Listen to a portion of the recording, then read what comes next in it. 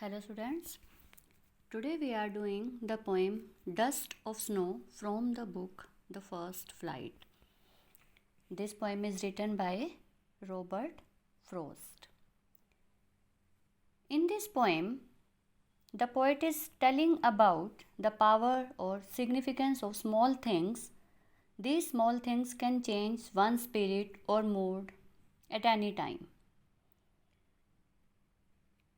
Frost suggests that in the same way, we can shake off the sadness and gloom from our heart, such as expressed in the poem also. In this poem, the poet appreciates the beauty of snowflakes, which changes his mood. So we are starting the poem here. The way a crow shook down on me the dust of snow from a hemlock tree. It is a very small poem here, and it tells about that the poet is sitting under the tree and the way a crow shook down on me.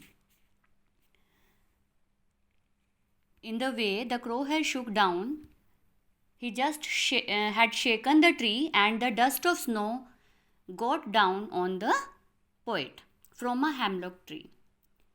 The poet was sitting under a hemlock tree. Hemlock tree is a poisonous tree, and a crow was also sitting on that, and when he shook himself, the snow had fallen down on the poet. Has given my heart a change of mood and saved some part of a day I had rued.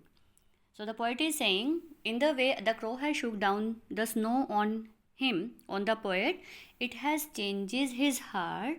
He was very much upset at that time. He was thinking that he had ruined his day, he had wasted his day. He was in a regretful mood. वो एक पछतावे के mood में था. But कि उस crow ने जब वो स्नो नीचे फेंकी, थ्रो की अपनी बॉडी को शेक करके, that changes the mood of the poet. Now the poet has got into a happy mood. Now he thinks that his day that was being wasted is now not wasted. It has changed, and now he had done something good. He is happy now. So the poem is very short here. Now we are coming to the summary. This poem, Dust of Snow, is a beautiful short poem written by Robert Frost. This poem tells that even a small moment has a large significance. The poet has mentioned crow and hemlock tree in his poem. We know that this crow is a symbol of evil. Evil का symbol होते हैं crow, और hemlock tree is also a poisonous tree here. So it shows sorrowful mood. Crow जो है, that is signifying depressive and sorrowful mood here.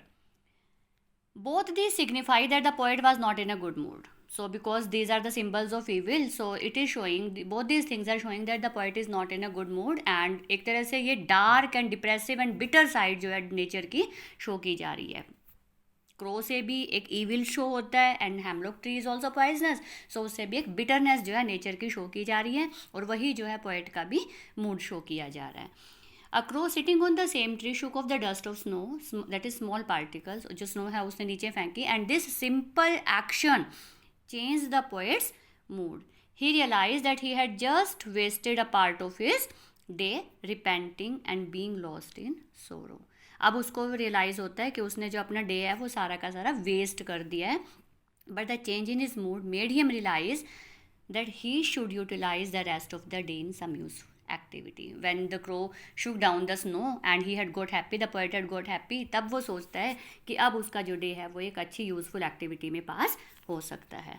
So his spirit has got revived again. उसके spirits जो हैं वो वापस revive हो जाती हैं. It means he is again in a happy mood now. Now the central idea of the poem. Same is the central idea also. It means the poet is saying here that a small thing, it expresses the significance of small things. It means a small thing can change one's mood or attitude. In this poem also, the poet explains that the little things in life can make great changes in are future, कि छोटे छोटे चीज़ों से ही हमारा future में बहुत drastic changes होते हैं. It also reflect that hard times in the life will lead to the happier times if we can persist with it. कि अगर हम हार्ड टाइम्स के साथ परसिस्ट करके चलें, इट मीन्स उनके साथ स्ट्रगल करके चलें, तो हैप्पियर टाइम्स भी ज़रूर आएगा. So this is a central idea of the poem, that small things can change our future also. So now we come to the literary devices in the poem. Many of the literary devices are there in this poem. First of all, we are coming to the rhyme scheme. You can see here the way a crow. Rhyme scheme क्या होती है? Whenever you are seeing the last word of any sentence here, any line here, अब ये देखोगे the way a crow. It's the crow shook down on me. The dust of snow and from a hemlock tree. So the pronunciation goes just like this. Crow is rhyming with snow and me is rhyming with tree. So we are just giving the first word as A, second word as, because me is pronounced differently as crow, so उसको B कहा जाएगा. Snow किसके साथ pronounce हो रहा है? Crow के साथ. So we are just calling it as A, and tree is pronounced with me, rhymed with me. So the rhyme scheme is A B A B. The rhyme scheme here is A B A B, just like this. Next is alliteration.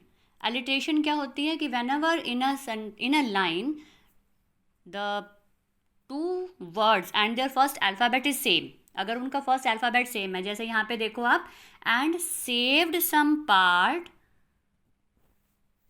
जिसमें saved और सम, S and S is repeated here. S जो है repeat किया जा रहा है, so here is alliteration. यहाँ पे alliteration है.